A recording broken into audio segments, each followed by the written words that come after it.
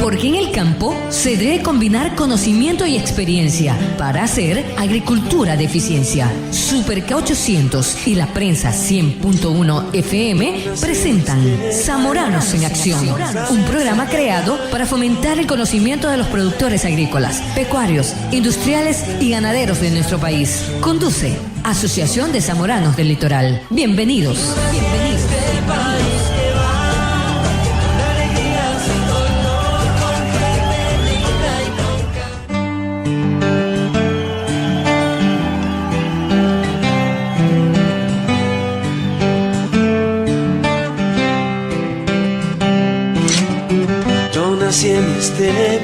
Amigos de Super K800 y Radio La Prensa 100.1 FM, buenos días.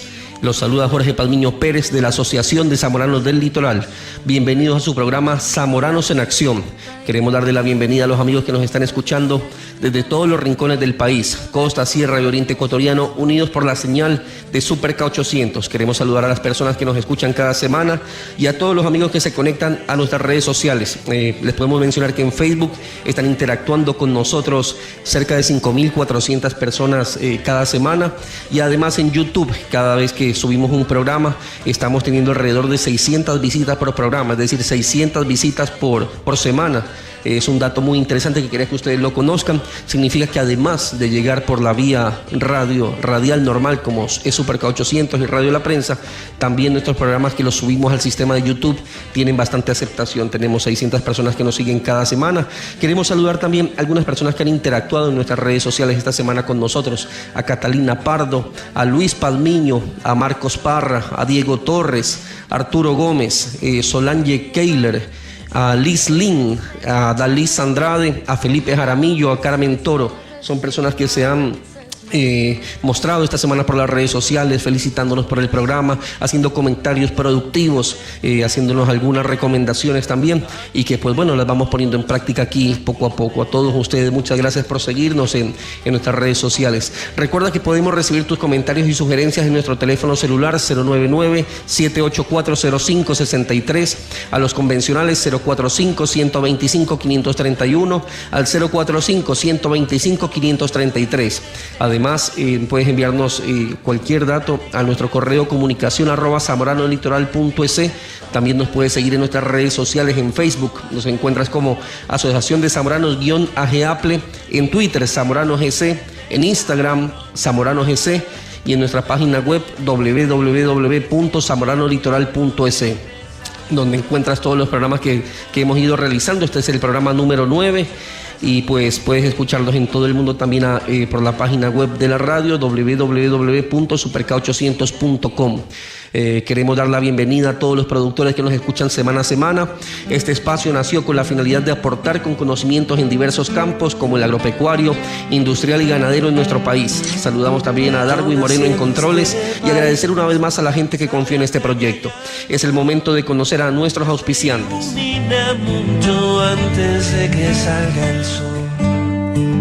Zamoranos en Acción llega a ustedes gracias al gentil auspicio de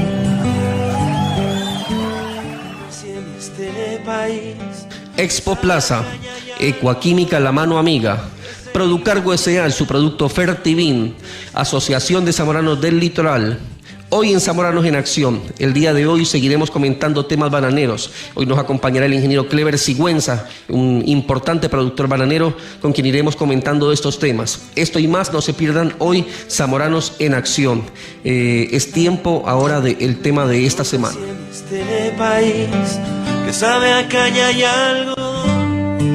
El tema de esta semana es presentado por cortesía de Ecuaquímica La Mano Amiga.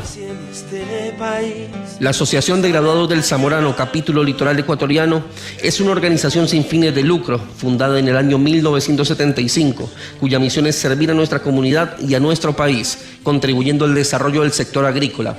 Los profesionales zamoranos son líderes en su rama y tienen como objetivo promover el desarrollo de sus asociados y su capacitación permanente, fortalecer la relación entre zamoranos, transferir los conocimientos a la sociedad, y al graduarse, los zamoranos poseen la capacidad necesaria para competir y enfrentarse a los retos y oportunidades en el manejo sostenible de los recursos naturales y el ambiente, la transformación rural para la reducción de la pobreza y la competitividad global de las pequeñas y grandes agroempresas regionales.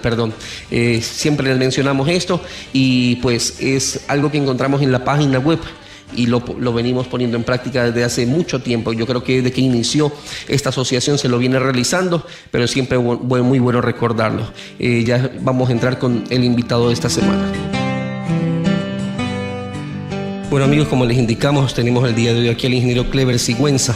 Es uno de los más grandes productores bananeros del país y pues lo hemos invitado el día de hoy para hablar un poco de los temas de banano. Ingeniero, buenos días, bienvenido. Sí, buenas tardes, encantado. Buenas tardes a la audiencia. Ingeniero, lo hemos traído el día de hoy aquí porque usted tuvo una charla bastante interesante en la Cumbre Mundial del Banano, temas que nos interesan mucho. ¿Nos podría hablar un poquito de lo que se trató ese tema que usted trató allá? Sí, la temática sobre protección y seguridad industrial y seguridad laboral es muy importante en estos días en donde los mercados nos están exigiendo que cumplamos con una extensa normativa. Ciertamente que este tipo de acciones deberían implementarse por voluntad propia, más la complejidad de la producción hace que se rezaguen muchas cosas que son sumamente necesarias. Yo creo que el país en general está consciente de que tiene que avanzar en este aspecto, pero hay muchísimo por hacer y en estos foros que reciben una gran audiencia es sumamente importante hablar de ellos. Así es un tema bastante interesante. Pero ingeniero, ¿y cómo se dio su entrada al sector bananero? Cuéntenos un poquito sobre esto. Sí, yo soy la segunda generación y ya en mi familia está trabajando hace muchos años la tercera generación. Este momento de hecho está en crecimiento en las escuelas estudiando la cuarta generación. Mi padre comenzó hace 60 años. Él es oriundo de Biblián, en la provincia del Cañar, y migró a la zona costanera de la provincia del Cañar, al sector de la Troncal. Ahí comenzó a desarrollar su actividad agrícola en diferentes cultivos, uno de ellos el banano. Pues luego de eso todos los hijos estudiamos la universidad. Una vez graduados decidimos irnos por lo que nos venía de herencia, ¿no? Y bueno, lo hemos ido perfeccionando con el tiempo. Y desarrollándolo bastante bien. Ingeniero, ¿cómo fue el proceso tan importante para que usted, no su familia, usted como Clever Sigüenza, haya tomado ya este rol importante dentro de la productividad del país?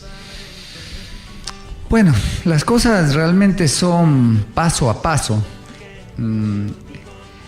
Siempre que tengo la oportunidad, yo motivo a los productores bananeros en particular y a todo ciudadano en general a inmiscuirse en la problemática de la cual uno forma parte, porque la única forma de lograr que se escuche la voz es inmiscuyéndose. O sea, los liderazgos en mucho tienen que ver con la real decisión del individuo de participar en ella. Hay que inmiscuirse, hay que hablar, hay que involucrarse. Digamos que paso a paso, yo llevo más de 20 años en la dirigencia gremial, ayudando y recibiendo ayuda también, porque es nutrirse de los dos lados. Nadie tiene el conocimiento total, todo está en los medios, en el internet, en los foros, en las charlas, en las universidades. Ya depende de uno que lo acoja y que lo lleve a la práctica, ¿no? Así es, ingeniero. ¿Y cuánto esfuerzo le ha significado llegar hasta acá? De pronto usted piensa que ha sacrificado algo por llegar a esta vida productiva? Mire, yo creo que no. Yo creo que la base fundamental de un trabajo eficiente, exitoso, es estar a gusto con él. Yo estoy muy a gusto con mi trabajo. Todo trabajo implica sacrificios. Yo no creo que me sacrifique más que nadie. Yo sí tengo una formación de austeridad, de ahorro y de inversión, que creo que son los pilares del desarrollo. El ahorro y la inversión son los catalizadores del crecimiento. Todos los seres humanos podemos ahorrar. Si ganamos 100, podemos ahorrar 20. Si ganamos 1000, podemos ahorrar un poco más. Todos tenemos que tener una disciplina de ahorro. Una cultura de ahorro. Y después de eso, invertirlo. Y para invertir, uno debe invertir solo en lo que sabe. No se deben tomar riesgos. Eso es un error. El riesgo es para jugar la lotería. Hay que invertir en lo que uno sabe. Y para aprender hay que comenzar de abajo. Hay que comenzar de a poco a poco, cometiendo errores y mejorándolos. Entonces, y todo tiene que ver con disciplina, ¿no? Pero sacrificio, pues no, todos de una u otra manera tenemos que cumplir un rol en la vida, ¿no? Así es. Interesante lo que usted dice, invertir en lo que uno sabe. A veces uno se mete en otras áreas que no conoce, pues. Y bueno, y usted también dice, probando también. Usted no solamente está en el área agrícola y productiva, también está involucrado en otras áreas. Cuéntenos un poquito de eso. Sí, bueno, hay varias pautas para desarrollar inversiones exitosas, además de las bases que le he comentado. También otro asunto importante es tratar de diversificarse un poquito para no concentrar el riesgo en la misma actividad. Yo considero que es un error el crecimiento en la misma área de negocios, porque todos los negocios tienen altibajos. Entonces, si tenemos varios negocios relacionados con el mismo sector económico, cuando hay un bajón sufren todos los negocios. Entonces, hay que buscar líneas que sean totalmente diferentes. En ese sentido, nosotros hace unos años atrás decidimos abrir otra línea de negocios que es totalmente opuesta al área agrícola, ¿no? Que es el sector inmobiliario. ¿Y qué tal le ha ido en esa área, ingeniero? Bueno, ¿Tenía alguna experiencia ya en esto? Sí, mire, el sector inmobiliario ha tenido un desarrollo muy bueno a partir de la dolarización, porque los bienes inmobiliarios se compran a largo plazo. Y para comprarlos a largo plazo tienen que haber créditos. Uh-huh. Y para que la banca dé créditos en general, es fundamental hacerlo mirando al futuro con una moneda dura que permita prefijar tasas de interés en el largo plazo, ¿no? Uh-huh. Entonces, más allá de que las tasas de interés nuestras estuvieron un poco altas, ahora están aún más altas. Sin embargo, la estabilidad que produce la dolarización permitió que el sector inmobiliario tuviera un crecimiento importante. Miren, es como todo negocio. Si uno lo hace mal, pues los resultados no son buenos. Hay que especializarse, ir corrigiendo errores. Al principio tuvimos muchas dificultades, pero luego, acopiando experiencia, estamos en una situación estable. Ingeniero, observando su experiencia, el recorrido que usted ha tenido, lo hemos venido siguiendo desde hace algún tiempo. ¿Usted cree que tal vez uno de los secretos ha sido la eficiencia productiva que ha conseguido usted? ¿Cómo se puede llegar a conseguir esto? Sí, bueno, la eficiencia productiva es fundamental, ¿no? Es entrar en el círculo virtuoso de reinvertir lo que se obtiene del negocio, ¿no? Porque si uno no está reinvirtiendo constantemente en sostener la productividad lograda, esta tiende a decaer por diversos factores. Entonces, es muy importante estar constantemente renovando, reinvirtiendo. Hoy en día, todas las áreas agrícolas productivas que nosotros tenemos están renovadas y seguimos en proceso de renovación. Yo le podría decir que 90% de nuestras áreas están renovadas y 10%, pues cada año que pasa, alguna se va poniendo obsoleta y hay que volverla a renovar. Implica inversiones fuertes que son posibles de realizar con cultura de ahorro y de reinversión, ¿no? Es decir, es fundamental la renovación. No todas, un enorme porcentaje de las áreas bananeras del país tienen infraestructura obsoleta, en todos los sentidos, desde sistemas de drenaje hasta sistemas de funicular, empacadoras, variedad, un enorme porcentaje son obsoletas y requieren de renovación para dar un salto importante de productividad. Ingeniero, ahora hablando un poco de lo que es el tema bananero, que es lo que más nos apasiona a nosotros, ¿hacia dónde usted cree que va este negocio? De pronto aquí en el Ecuador podemos aún subir la productividad que tenemos. Sí, por supuesto que sí. Es difícil dar pasos gigantes, ¿no? Son pasos cortos, pero paulatinamente debe ir subiendo la productividad por cambio generacional, por ejemplo, ¿no? Ya los hijos de los padres bananeros tienen una metodología de trabajo diferente y van mejorando áreas. Actualizado. O sea, así es. Y también existe un proceso de selección natural, ¿no es cierto?, donde los menos productivos pues van dejando espacio a los más productivos, porque es un negocio que tiene que sostenerse con productividad. Hoy el mercado internacional está muy deprimido, tenemos una serie de factores que juegan en contra de la eficiencia productiva de costos en el país, el dólar duro, el no tener aún el tratado comercial con la Unión Europea que lo necesitamos a gritos. Esperamos que en este primer semestre del 2016 se firme, porque estamos perdiendo aceleradamente competitividad en los mejores mercados y nuestra fruta se está derivando a los mercados spot que pues son necesarios, pero que deben ser un complemento, no el principal, ¿no? Así es. Ingeniero, el 70% de los productores de Ecuador tiene menos de 70 hectáreas. Eso lo vimos en un artículo que sacó el ingeniero Santiago Jaramillo para la Cumbre Mundial del Banano. ¿Con este volumen ellos pueden ser competitivos? Sí, totalmente, absolutamente, claro. Uno puede ser competitivo con una bananera de 20 hectáreas, inclusive, absolutamente. La economía de escala tiene sus beneficios por compra de insumos a menor precio, pero son porcentajes muy pequeños la reducción de precio que se obtiene. Pero asimismo, el tener producción a escala tiene enormes complicaciones, principalmente de logística y de comunicación, ¿no? Claro. Cuando uno tiene una sola finca o dos fincas, es fácil comunicarse con los dos administradores. Después lograr que se comuniquen 4 y que hagan sinergias es sumamente complicado. Claro. Entonces hay un deterioro de la producción por ese lado, ¿no?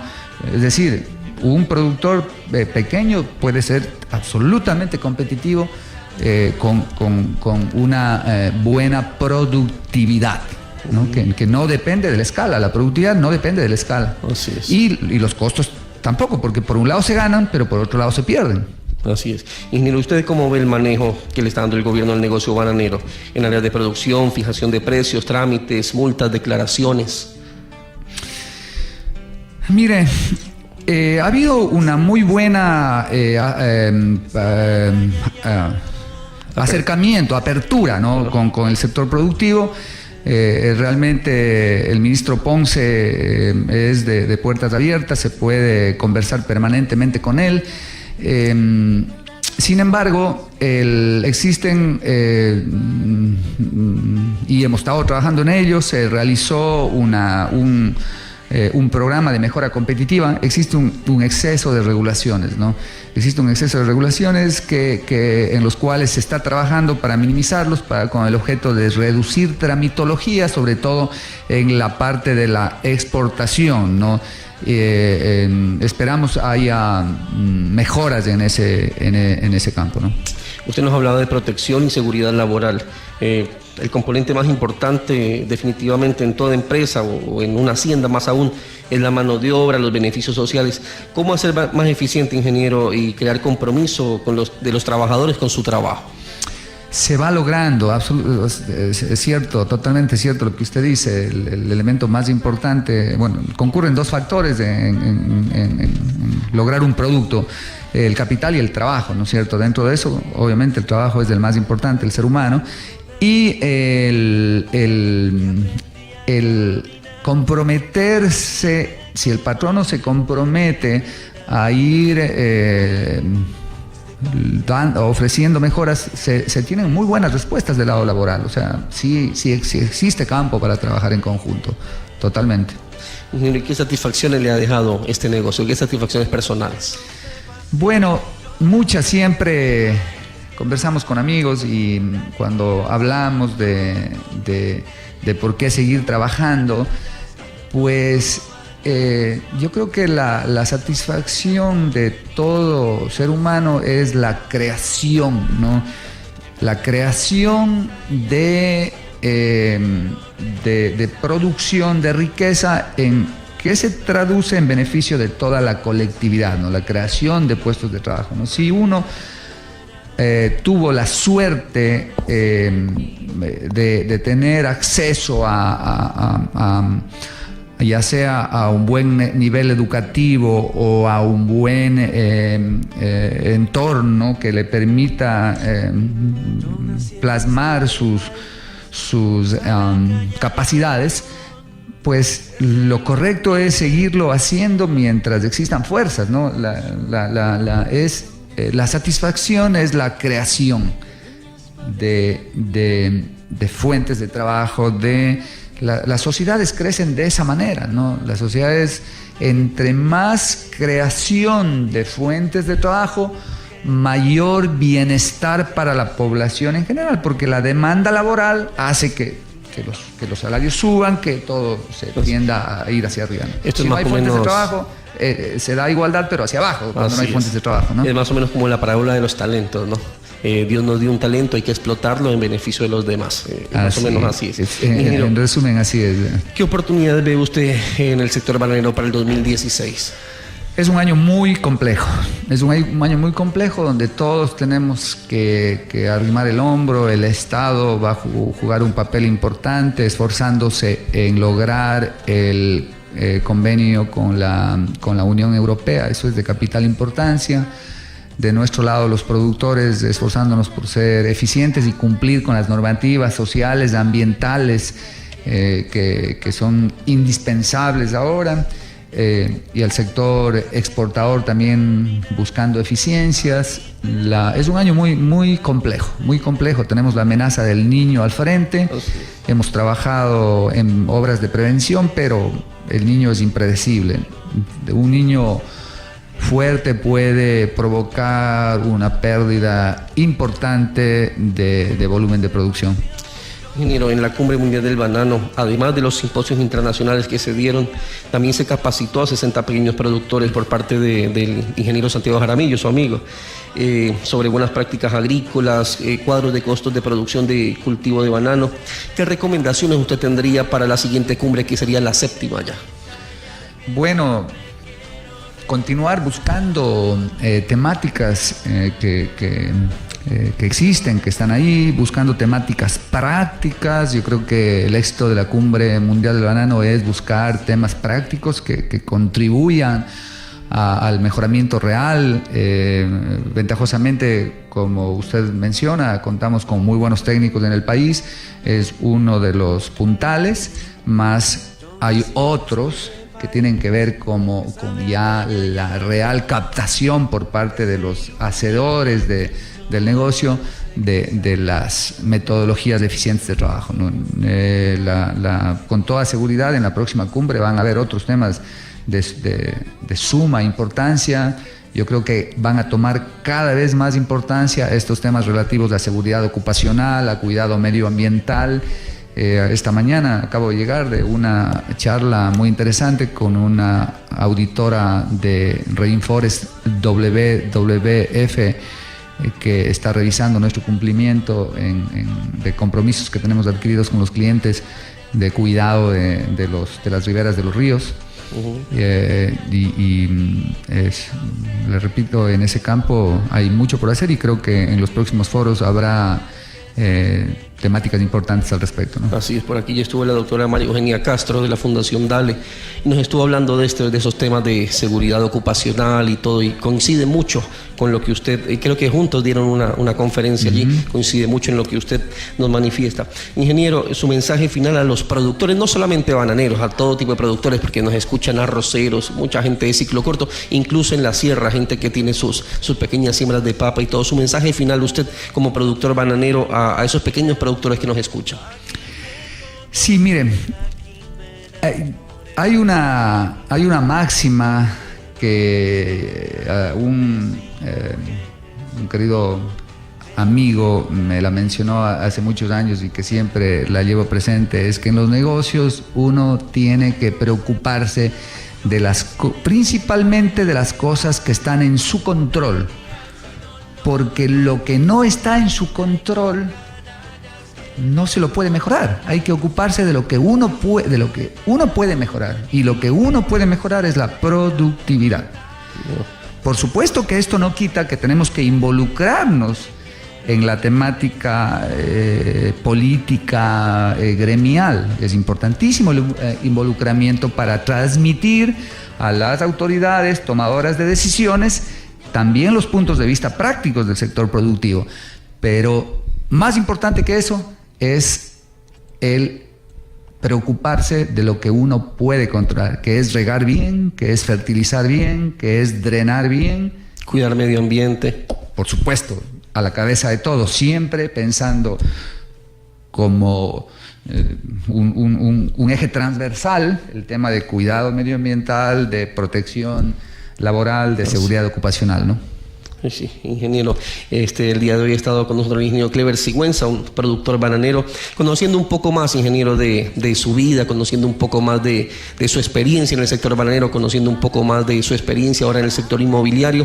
Y es bueno siempre tener estas conversaciones con personas como usted, que de pronto nos abren un poco el pensamiento, nos permiten ver cómo usted ha podido crecer y cómo también nosotros, o los agricultores, productores que nos escuchan, también pueden crecer con un poco de empeño, yo creo que con mucha fe en Dios también, y con la unión familiar. Eso es muy importante. Bueno, ingeniero, muchísimas gracias por haber estado el día de hoy con nosotros. Vamos a una pausa publicitaria y continuamos con más del programa. Muchísimas gracias. Lo que usted dijo al final, el apoyo familiar es fundamental también, ¿no? Muchas gracias, a las órdenes, encantado.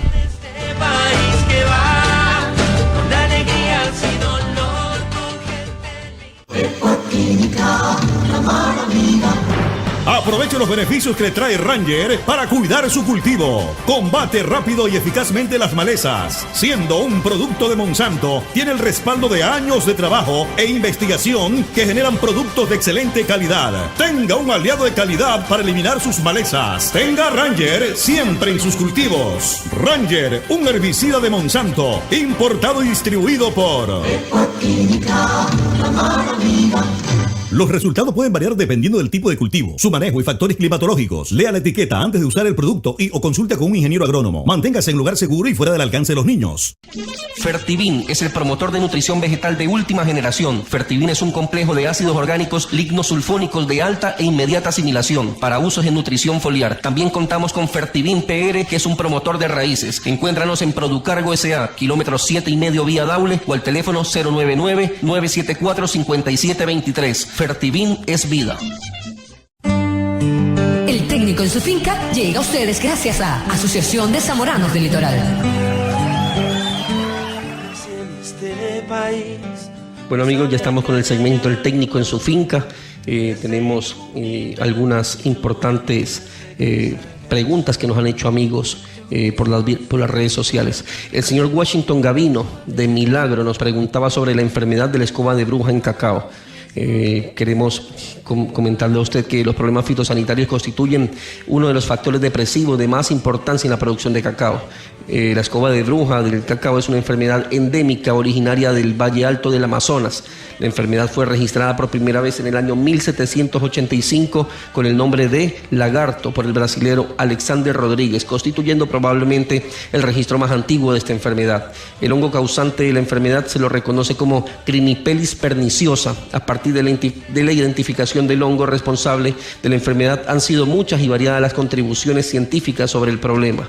Se sabe que infecta brotes, inflorescencias y frutos de cacao y es endémico para muchas otras especies. La penetración ocurre a través de los estomas en un periodo de 2 horas.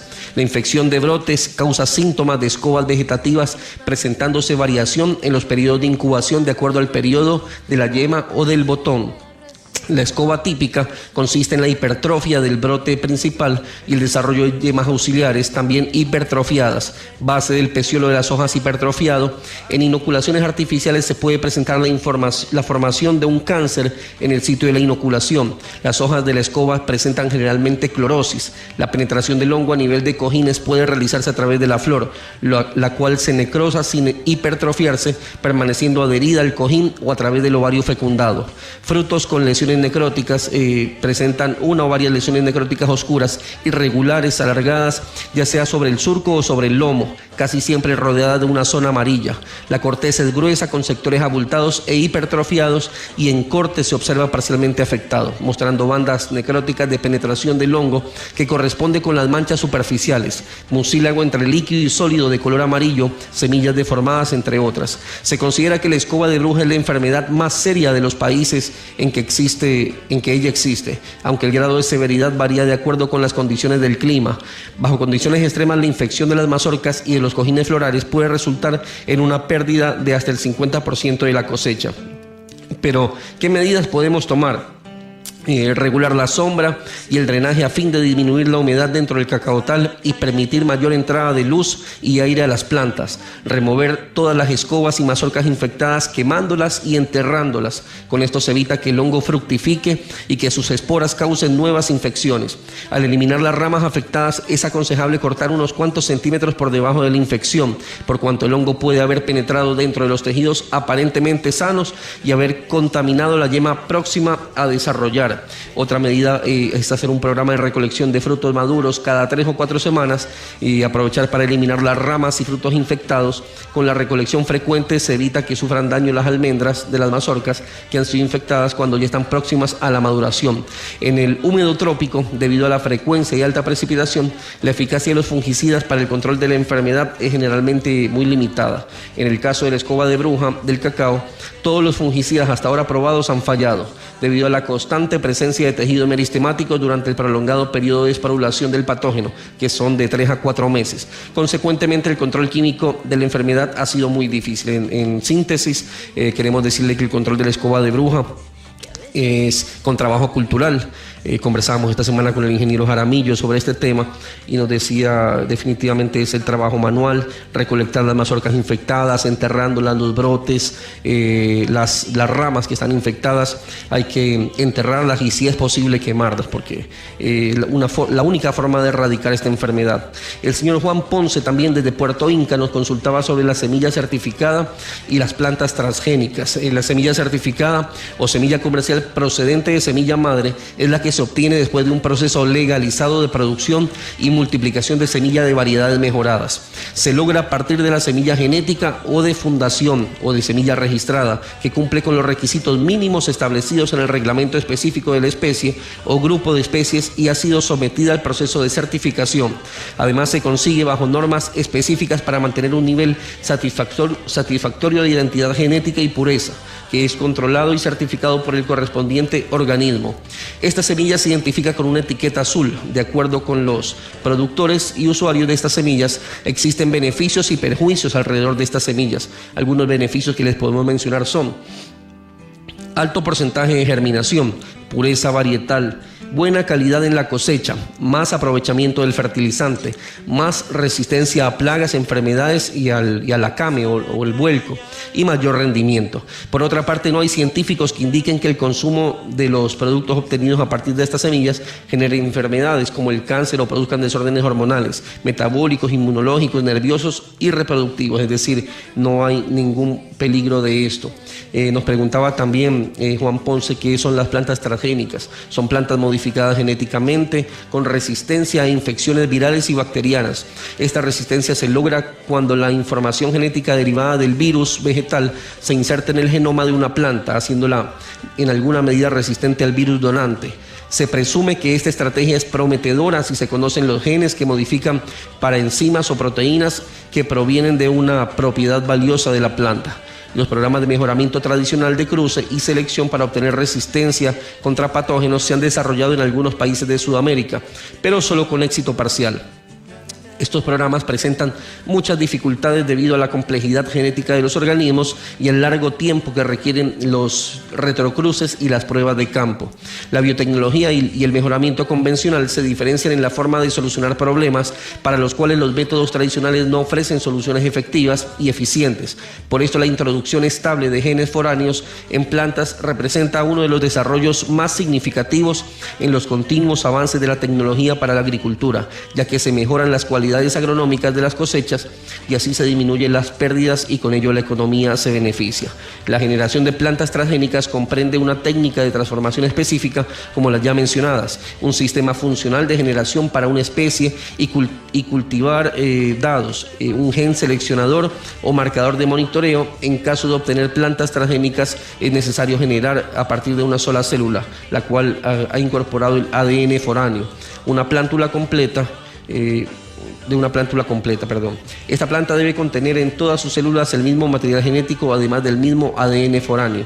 Este tipo de plantas exige el uso de semillas certificadas. Eso era lo que nos consultaba esta semana Juan Ponce del sector de Puerto Inca.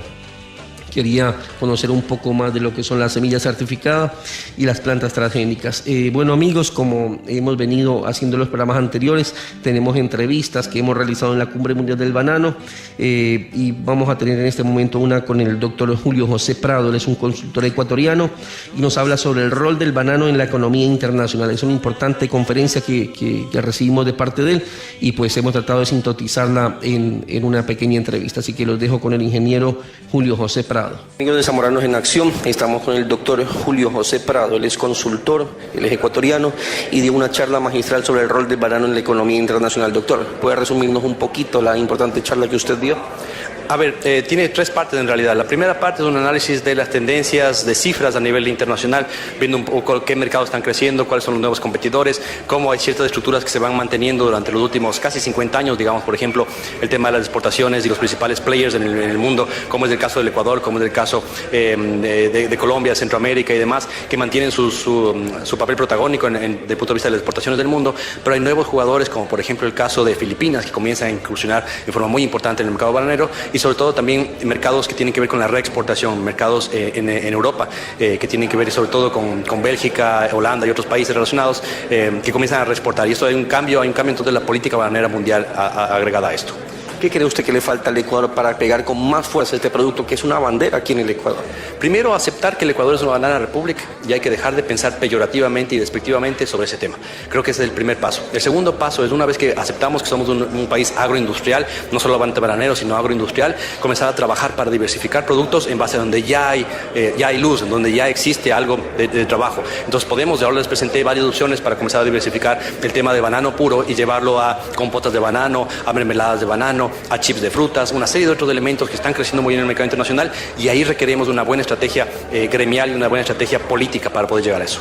Usted daba un buen ejemplo que hablaba sobre los monos y los árboles. Cuéntenos un poquito de eso. Sí, eso es básicamente un estudio que se hizo en Harvard por el profesor Ricardo Hausmann, en el cual nos cuenta que los monos son como las empresas y los árboles son como las industrias. Y el mono no puede nacer en un árbol y quedarse toda la vida manteniéndose en el mismo árbol. Tiene que ir crecer, desarrollarse, saltar al siguiente árbol. Y lo que yo les decía es que pasa lo mismo con la política industrial y con las empresas del Ecuador, que las empresas son, por ejemplo, en el caso del Ecuador, son agroindustriales. Entonces tienes empresas toda en la costa que tienen relacionadas con el tema de pesca, con el tema de banano, con el tema de café, de cacao, y pretender que esos monos, que esas industrias, que esas empresas crezcan y se pasen, por ejemplo, a la zona de nanotecnología, biotecnología, y que haya un cambio de matriz productiva en esos sectores, así esos temas no es viable, no existe. Lo que hay que ver es que los monos estos, que den pequeños saltos que le permitan encadenarse y comenzar a producir más valor. Entonces, por eso pasar de cacao a chocolate, de banano en estado puro, a mantener los mercados que ya tenemos y después comenzar a agregar valor con compotas, con frutas enconfitadas, con ese tipo de cosas, y después en base a eso generar nuevas capacidades como maquinarias especializadas para esos sectores y comenzar a reducir trabas a la exportación, a la importación, que son también uno de los problemas que no permiten que las empresas se diversifiquen, crezcan y se mantengan en los mercados.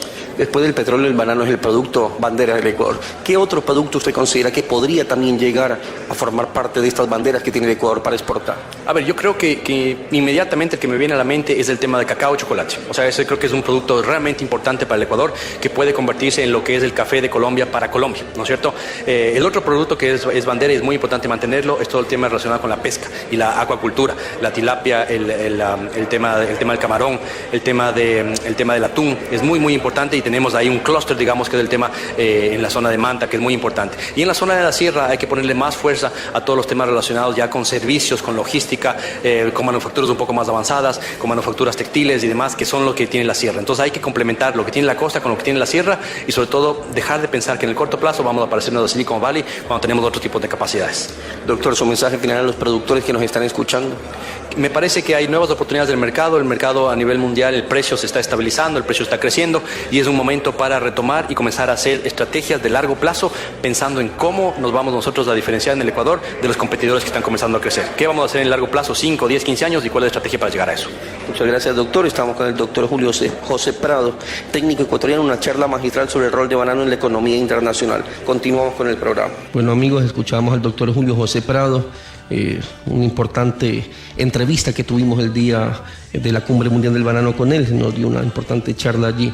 A continuación vamos a presentar al ingeniero Juan Fernando Aguilar. Yo creo que tal vez es una de las entrevistas que ustedes más han esperado, porque mucha gente fue a la cumbre queriendo conocer un poco más del Fusarium Raza 4, y justamente esa fue la conferencia que dio él. Él es un técnico hondureño de la FIA. La FIA es la Fundación Hondureña de Investigación Agrícola, quien nos hablaba un poco del Fusarium Raza 4.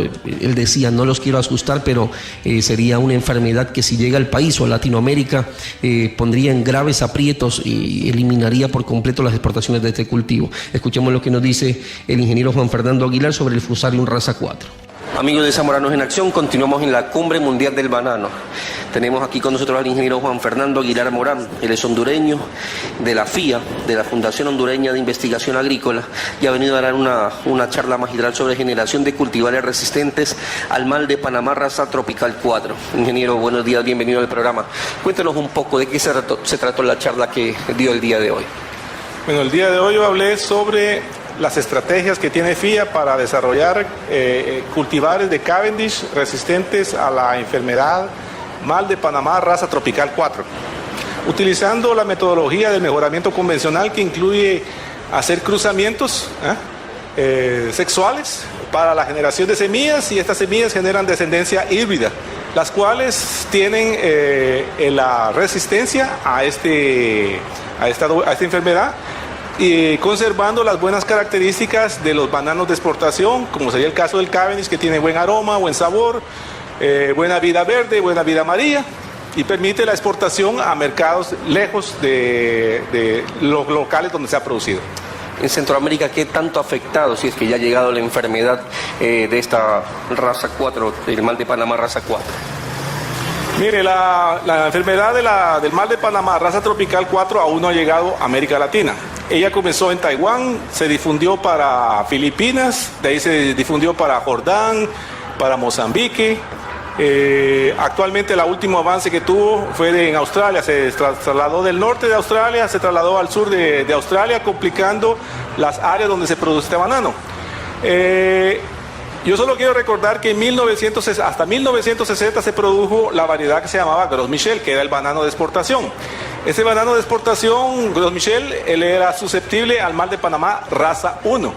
Él fue sustituido por esta enfermedad, y en 1960 se sustituyó con Cavendish, que es un material que actualmente se produce en la industria bananera, la que usa Ecuador para producir todo el banano que exporta, pero que se demostró en Australia y en Asia que este cultivar es susceptible. O sea, quiere decir que el día de mañana, cuando llegue la raza tropical 4 a América Latina, va a colocar en riesgo la producción comercial de bananos Cavendish. Lo mismo que sucedió en 1940, que solo se hizo la sustitución en 1960. Entonces es necesaria, para prevenir esta enfermedad, lo que se necesita es un plano de contención, o sea, evitar que la enfermedad llegue a América Latina. La segunda parte del plano es hacer investigación genética para desarrollar cultivares con resistencia a la enfermedad. ¿Qué probabilidad hay de que llegue esta enfermedad aquí a América Latina? ¿De pronto ustedes ya tienen indicios de que pueda llegar en los próximos años?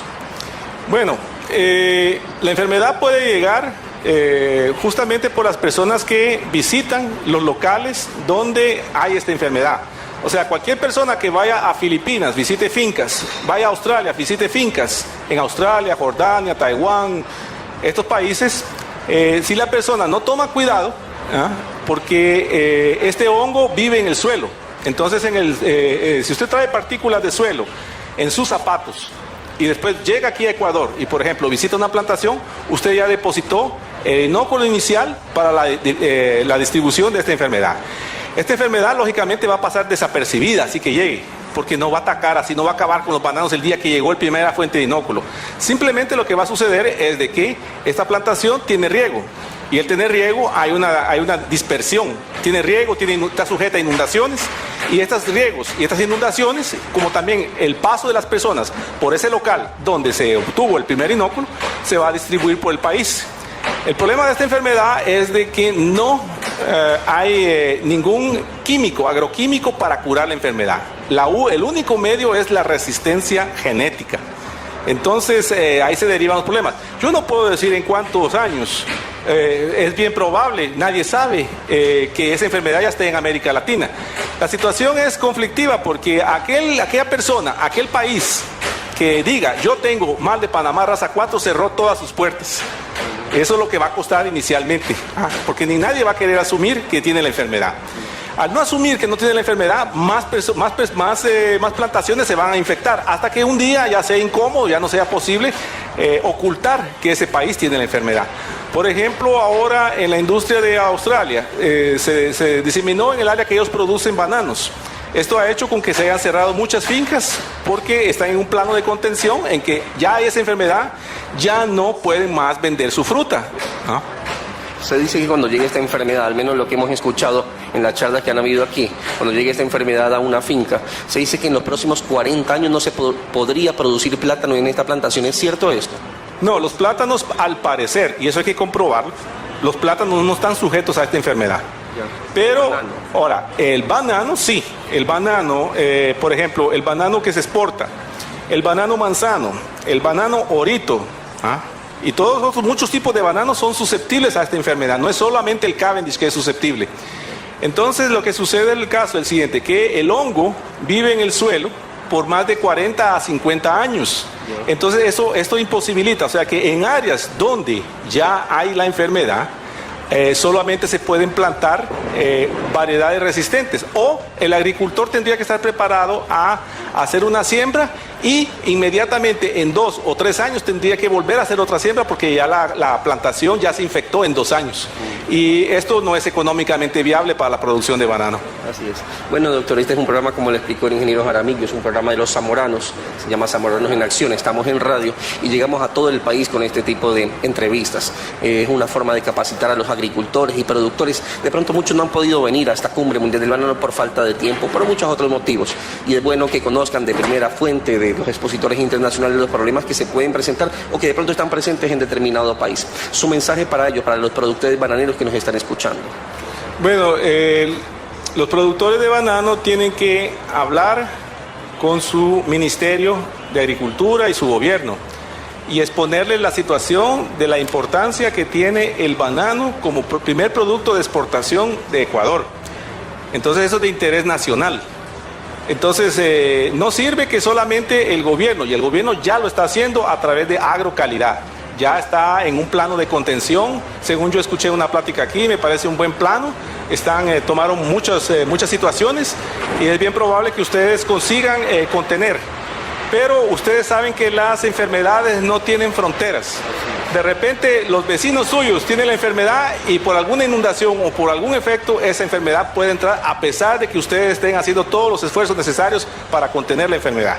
Entonces la solución es de que hasta este momento no se ha encontrado un organismo internacional o alguien que financie las investigaciones necesarias para el desarrollo de esto, porque esto no es barato.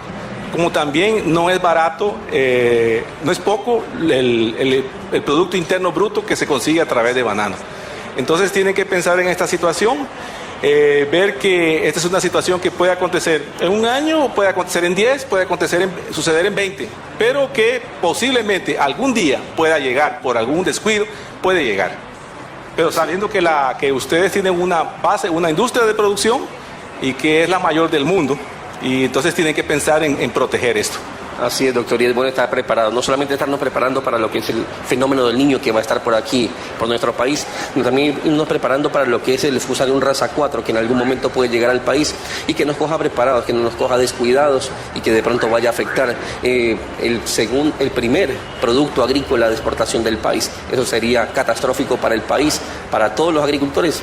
9 de cada 10 personas estamos involucrados en la agricultura aquí en el Ecuador, entonces definitivamente es un tema bastante interesante, una charla magistral que usted nos dio. Muchos para que no salieron complacidos, un poco asustados, pero es bueno también para que ellos se vayan preparando. Su mensaje final a los zamoranos que lo están escuchando, doctor. El mensaje final es de que los zamoranos pues han jugado un papel bastante preponderante en el desarrollo de la agricultura ecuatoriana. O sea, Ecuador está bien servido de profesionales capacitados, y yo sé que como profesionales capacitados que son, tienen la capacidad de entender bien la naturaleza del problema. Yo podría citarle a usted que, por ejemplo, si hoy existiera el mal de Panamá raza 4 y con esa amenaza de fuertes lluvias del Niño, ahí tenemos una excelente diseminación del hongo si ya estuviera aquí. Pero yo creo que esta reunión de aquí, esta sexta cumbre mundial del banano, ha sido organizada por la Asociación de Zamoranos y ha sido hecha también por la Asociación de EARTH. Entonces creemos que son dos grupos pensantes que siempre están preocupados por la innovación y el avance científico y tecnológico de Ecuador. Así es. Muchísimas gracias, doctor. Estamos con el doctor Juan Fernando Aguilar Morán de la FIA, Fundación Hondureña de Investigación Agrícola, que nos dio una charla magistral aquí en la Cumbre Mundial del Banano. Amigos, continuamos con el programa. Bueno, amigos, escuchamos la importante entrevista con el ingeniero Juan Fernando Aguilar y queríamos, antes de irnos, porque el tiempo la verdad que nos ha quedado muy corto por las entrevistas que hemos tenido, se nos queda pendiente noticias agrícolas y otras cuestiones que les traemos para el programa del día de hoy. Una entrevista importante con un zamorano, vino el ingeniero José Luis Osorio desde Honduras, él es viceministro de Agricultura y Ganadería de Honduras y pues nos da una visión bastante importante de nuestro hermano país de Honduras y queríamos compartirla con ustedes. Yo creo que con nosotros es todo por el día de hoy, se nos quedan en carpeta bastante información todavía, pero la seguiremos compartiendo. Es importante que en este mes que ustedes pasamos la Cumbre Mundial del Banano, conozcan un poco más de este cultivo y conozcan más de las personas que nos visitaron. Así que con nosotros es todo hasta el día de hoy y si Dios quiere nos escuchamos la próxima semana. Amigos de Zamoranos en Acción, continuamos en la Cumbre Mundial del Banano. En este momento nos encontramos con el ingeniero José Luis Osorio, él es hondureño y viceministro de Agricultura y Ganadería del hermano país de Honduras. Ingeniero, buenos días, bienvenido.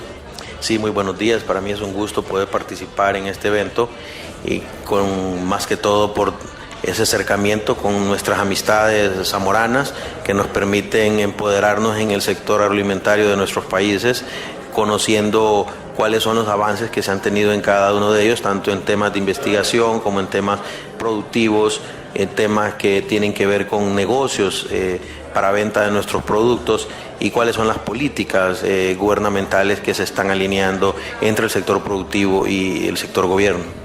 Ingeniero, usted como viceministro de Agricultura y zamorano también, cuéntenos un poco cuál es la realidad del cultivo del banano en su país. Bueno, en Honduras no podemos tapar el sol con un dedo y no querer decir que de alguna u otra manera el cultivo del banano ha venido en reducción en Honduras y por diferentes razones. Una de ellas ha sido el tema de un crecimiento en producción de palma aceitera. Ese crecimiento ha desplazado ciertas zonas de producción de banano, más que todo para productores independientes. Sí ha mantenido una producción con las compañías tanto DOL como Chiquita, pero más sin embargo en este momento el sector necesita hacer algunos cambios, productores que actualmente se mantienen y buscar algunas rutas que aquí se han ido tomando en Ecuador. Creo que de alguna manera tenemos que felicitar a este país en todo su sistema productivo, la asociatividad que han venido teniendo. Creo que en Honduras uno de los problemas ha sido que el productor se acopló a estas grandes transnacionales sin buscar otras alternativas y buscando el fortalecimiento gremial de tal manera que posicione en otros mercados. En este momento hay una necesidad importante de poder reactivar esto. Creo que esa oportunidad se da debido a cierta importancia que tiene el sector para el gobierno de la República de Honduras y la diversificación que andamos buscando para no depender de un cultivo en específico. Ahorita en este momento el tema de palma aceitera, los precios han bajado muchísimo. Creo que es una oportunidad también de reactivar el sector banano, aún con los problemas que creemos que hay, más bien creo que son oportunidades que deberíamos de aprovechar. El día de hoy que podemos aquí compartir un poco de las experiencias que se están expresando de productores que han alcanzado niveles altos en productividad, que han alcanzado ese nivel asociativo, que han alcanzado esa asociatividad que debe de tenerse con el empleado que trabaja para nuestras fincas. Creo que es una experiencia interesantísima porque a medida que vamos buscando ese fortalecimiento de las fincas, es una manera de poder seguir posicionado en un mercado. Los mercados van a estar ahí, sí, con algunos cambios interesantes, pero lo que sí tenemos que tener claro es que la tierra, el productor, es el que tiene que seguir dando, el que debería dar hoy en día las pautas de para dónde debería moverse el negocio, y por eso tenemos que tener un mayor acercamiento a ese comprador final. Por muchos años estuvo muy distanciado y por eso es que nuevamente yo les vuelvo a decir, Ecuador creo que ha hecho un gran trabajo en ese sentido, han tenido una experiencia ya importante en poder buscar esos mercados, fortaleciendo la parte gremial. Esta es la 6ª Cumbre Mundial del Banano que se da aquí en el país. Es un trabajo y un evento que se organiza entre gobierno, entre asociaciones como Zamoranos, como AGEAR, algunas instituciones, empresas que también trabajan de la mano en esto, y qué bueno que se han unado esfuerzos para poder sacar este producto adelante. Ustedes saben, el producto bandera que tiene el Ecuador es el banano. Después del petróleo es la mayor fuente de divisas que ingresan al país. Es bueno estar unidos, es bueno estar asociados, como usted lo dice. De pronto esta experiencia también la replican allá en Honduras. Sí, precisamente creo que es importante mencionar que ese fortalecimiento que hoy vemos aquí en el tema de banano es el mismo fortalecimiento que nosotros hemos podido ver en Honduras en el tema de café. Honduras tiene más de 110,000 productores muy pequeños en el tema de café y es la organización más fuerte que existe, es la organización que tiene una visión de para dónde se va moviendo el mercado, precisamente por ir trabajando en esa parte gremial. Hoy vemos el ejemplo que ustedes tienen en ese trabajo gremial, precisamente por un rubro que es tan importante para su país, Ecuador. Para nosotros en Honduras el rubro del café es el número 1 en exportaciones, y hoy permitiéndonos ir creciendo cada año en un posicionamiento en los mercados y también en un posicionamiento en el país para seguir produciendo más café.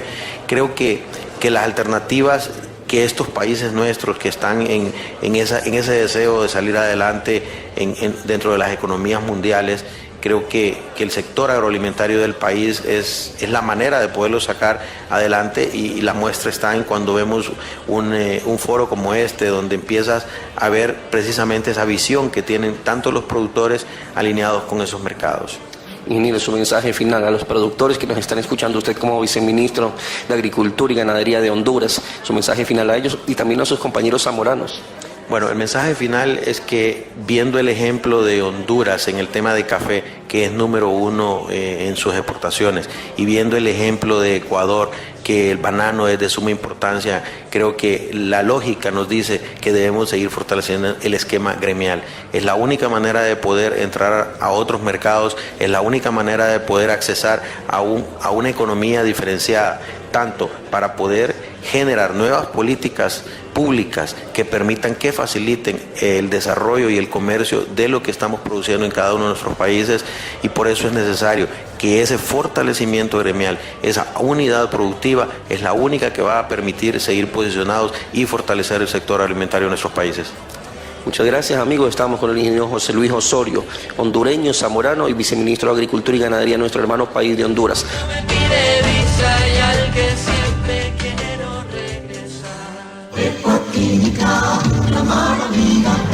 Aproveche los beneficios que le trae Ranger para cuidar su cultivo. Combate rápido y eficazmente las malezas. Siendo un producto de Monsanto, tiene el respaldo de años de trabajo e investigación que generan productos de excelente calidad. Tenga un aliado de calidad para eliminar sus malezas. Tenga Ranger siempre en sus cultivos. Ranger, un herbicida de Monsanto, importado y distribuido por